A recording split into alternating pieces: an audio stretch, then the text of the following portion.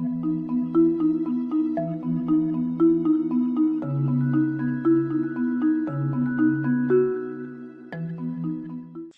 afternoon, everybody. Welcome to this first in a series of Sundays wherein I hope to explore with you emotional expressiveness, as emotions are running on full steam these days, particularly as we enter 2021 and we hopefully find ourselves in a year that will be more blessed, healthier, safer for us all. Today's emotion is anger. And I just want to start by saying that there's a very interesting article I recommend to anybody who wants to read about a thorough discussion of anger in The Atlantic from a couple of years ago. If you just Google anger and The Atlantic, you'll find it. And what's remarkable about the emotion of anger is that it is one of our most dense forms of communication. It conveys more information more quickly than almost any other kind of communication we have. So it's one of the densest emotions we have. When somebody gets angry, they get your attention. And when you get angry, you get others' attention very, very readily. There are two different stories in this week's portion of Torah that touch on anger. The first is an example of God's anger, and the second is an example of Moses' anger.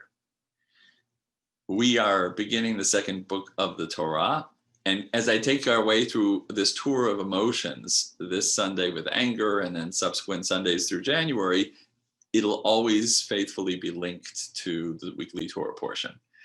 This week's Torah portion is Shemot. We begin the second book. And in addition to learning about a Pharaoh who doesn't have any recollection of Joseph, we're some years beyond where we left off at the end of Genesis, we find the children of Israel suffering profoundly, crying out to God, and God responding essentially to their cry by commissioning Moses. Moses' audience with God at the burning bush is the lengthiest discourse, the lengthiest dialogue in the Torah. It actually covers more than 5 examples of Moses' declining God's offer, and then God essentially persuading Moses to go forward. There's a lot to say about this. I'm not going to go into it, but I've come to realize that in another time, I will talk about the way in which Moses's education is all happening here. His entire Jewish education, his purpose when he says, "Who am I that I should go forth?" He's not only expressing humility, he's saying, "Who am I? What's my identity?" Because Jethro's daughters have identified him already as an Egyptian. He dresses like one. He probably walks like one, as they say, and he has no indication whatsoever. Yes, Margaret, no indication whatsoever of a Jewish background. In fact, it's not until the end of the final demurrer where Moses says, "Send whoever you will," where God actually gets angry. Vayichar af. God responds with anger, because Moses isn't claiming that he's of slow speech. He isn't claiming that he's not worthy. He isn't claiming that the people will not listen. He isn't making all the typical claims. In this case, he's just sort of like, "Okay, send whoever you want," which God responds to Vayichar af, with anger, and then tells him that his brother Aaron will help. This is the first time Moses learns he has a brother.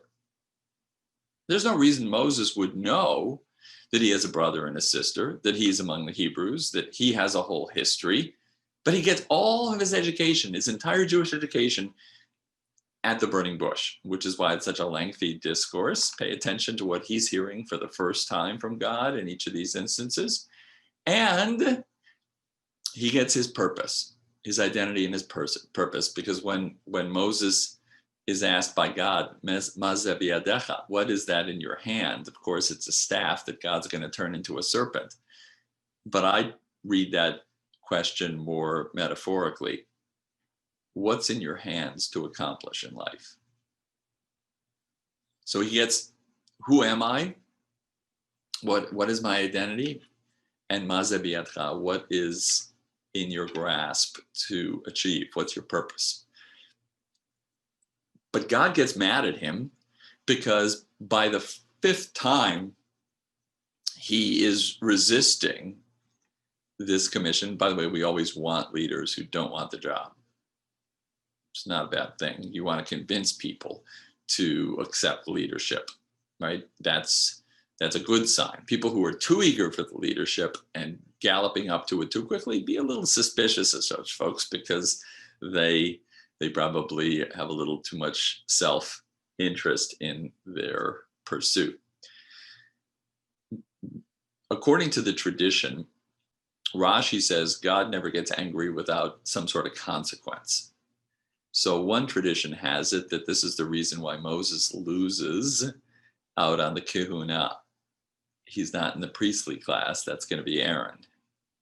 I don't really buy that argument, because I think it's always been by design that the leadership would come from Moses, the prophecy would come from Moses, and the priestly voice would come from his brother Aaron. You need both. But I like this notion fundamentally that when God gets angry, the visit ends, right? It's not going to go further. Moses has nothing else to say. You don't get God mad. And according to the tradition, the anger is very, very sharp and fleeting. Moses' anger, by contrast, is at the end of the portion this week, when he appears with Aaron in front of Paro, and not only is their initial expedition in front of Pharaoh unsuccessful, what happens is that the result is that the children of Israel, the Hebrews, actually have to produce the same volume of bricks without straw. They actually have a harder job. He's made their lives worse. And so Moses, in a very dramatic sense, a moment which almost seems counterintuitive. I was reading one of the Hasidic commentaries, and they couldn't believe these words came out of Moses. Moses says to God, "Why have you done this bad, this evil, by putting me in this position? I'm only making it worse." What the Izbitzer Hasidic commentary says is that it's only a rega. It's only for an instant that Moses gets this mad. He's unglued. That's often what happens to us when we get angry. I remember Shai Held years ago talked about the Aristotelian notion of anger. Anger is essentially the me is being trampled or dismissed or discarded or mistreated. And so we're sort of bursting forth. What about the me? The me may be my own dignity. It may be somebody I love. It may be a value system that I cherish. It may be the wrongness I see where somebody is treated unfairly and ignored or mistreated. Anger is generated, according to Aristotle, always coming back to that sense that the me is being underrepresented or trampled. And so anger as an emotion is not one that lasts. It tends to be an emotion that is very present, not that an emotion that lingers and protracts into the future. We have memories of being angry. And again, given how dense the emotion is, that's with good reason. But Heschel makes a very important point that I really want to be a punchline of this day's presentation this afternoon to you. Anger is a situation. It is not an essential attribute. I'll say it one more time. Anger is a situation. It's not an essential attribute. God's essential attributes are forgiving, compassionate, boundlessly sensitive and empathic to our plight. That's God's essential attribute. The experiences of anger are very sudden, dramatic, but they don't last, and they are a situation. They do not become an essential attribute. In a very, very real sense, I want to make a case. Actually, before I make a closing case, I want to just open it up.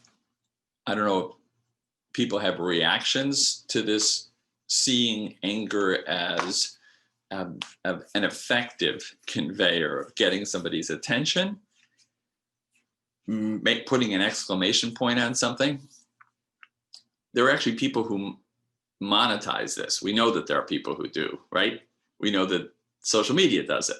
We also know that there are examples that appear in the Atlantic article on anger from a couple of years ago that point out that telemarketers actually use it.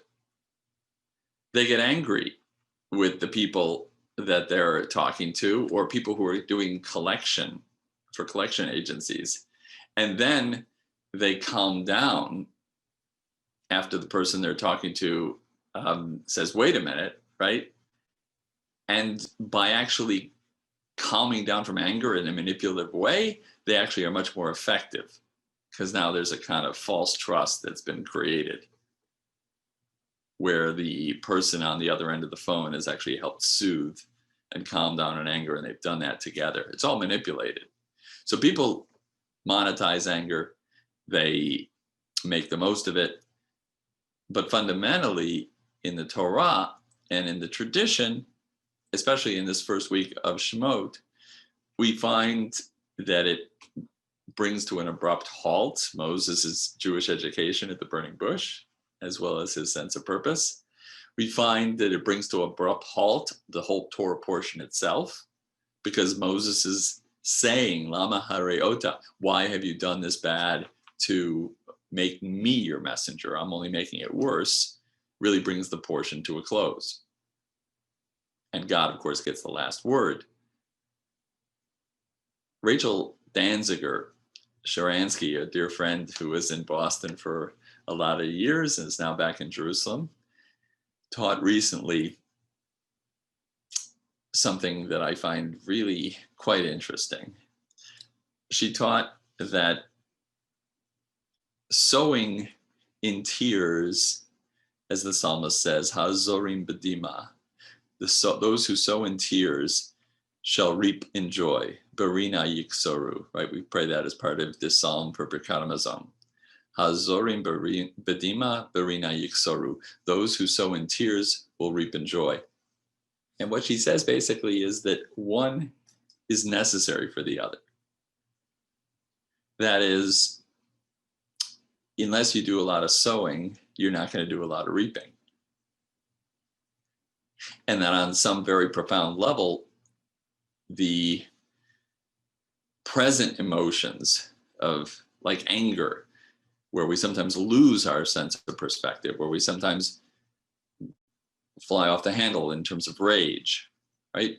When they are channeled purposefully, they actually generate something positive. Number one, by communicating much more clearly with a effective, dense form of communication and a listener, right? But I do want to take a moment to pause. Yes, David, thank you for reminding me to do that. Thoughts on the way in which I'm treating and responding to anger? Anybody? I was going to take a little less extreme or cynical view about the use of anger. I think if someone's angry all the time, you don't get listened to, and people avoid them. I think if somebody has a kind of just a generally calm affect or whatever it is, then anger could be used as a contrast. And the fact that it's like a quick flash could make it effective without making it so offensive. So it may say that somebody is very even keeled, such as yourself, and have a flash of anger, and it may have a real impact on a person to get them to think about why it was.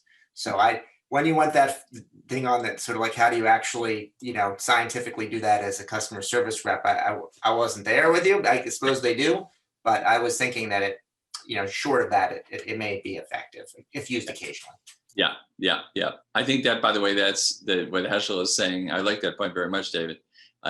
I think that what Heschel was saying about divine attributes versus situations is also true, therefore, is by extension to what you've just said about human attributes. If somebody's always walking around angry, then it's obviously not going to be impactful for them to be angry. If it's an essential attribute of a person, it has a very, very different effect, as opposed to somebody, as you say, for whom it's only a situation, and perhaps a rare situation. Other thoughts? Margaret, please. You just need to unmute. Yeah.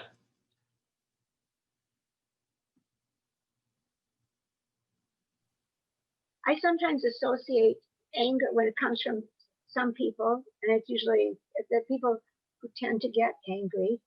It's almost like an attribute of how they relate to people. Mm-hmm. And I think, and with some of them,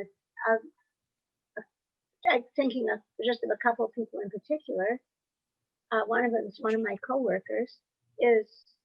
She's just very reactive and defensive all the time. Yeah. And so it could be an insight if I look at it and try to dig into it and learn from it, which is a lot of work sometimes. It's a lot of work. It still comes, but the anger, but it's not let go of. And not just with her, but sometimes when someone gets angry, they don't move on from it.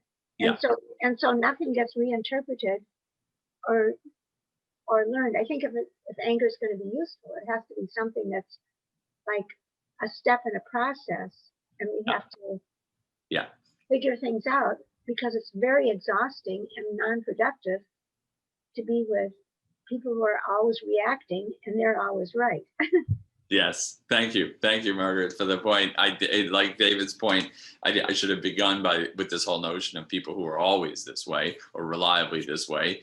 It is very, very different when one's around such people, because obviously such people are constantly having to assert their frustration, their rage, their embitterness.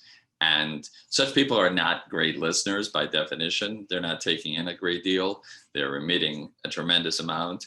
And like Maimonides or Aristotle would say, they're just very much thrusting their own issues and upset on the world around them.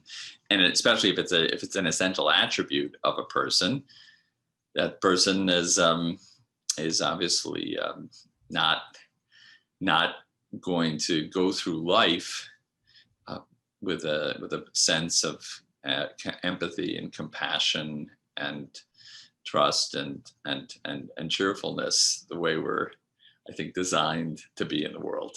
Let me just say that there is a statement in Habakkuk, very odd, in the 3rd chapter of Habakkuk, that we quote every day except for Shabbat when we pray Tachanun. The statement is, Barogez Rachem Tizkor. In the middle of rage, Barogez Rachem Tizkor. Compassion, remember compassion.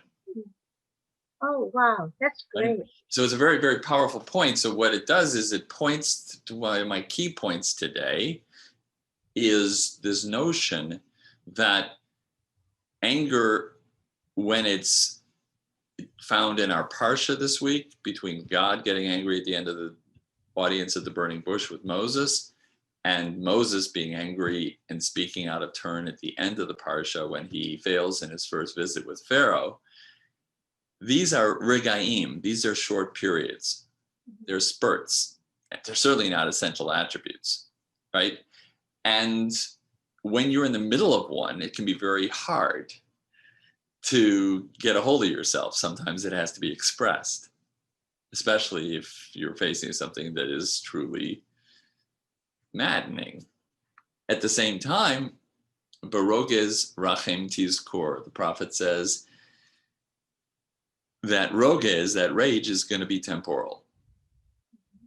Remember, meaning Tizkor, remember, you will remember that compassion will ultimately become hopefully more of a permanent attribute, an essential attribute, so that the roga is temporary. When we're experiencing the rage, we should remember and hold on to the rachem, which is v'hu rachum, which is the idea of God as most essentially filled with compassion.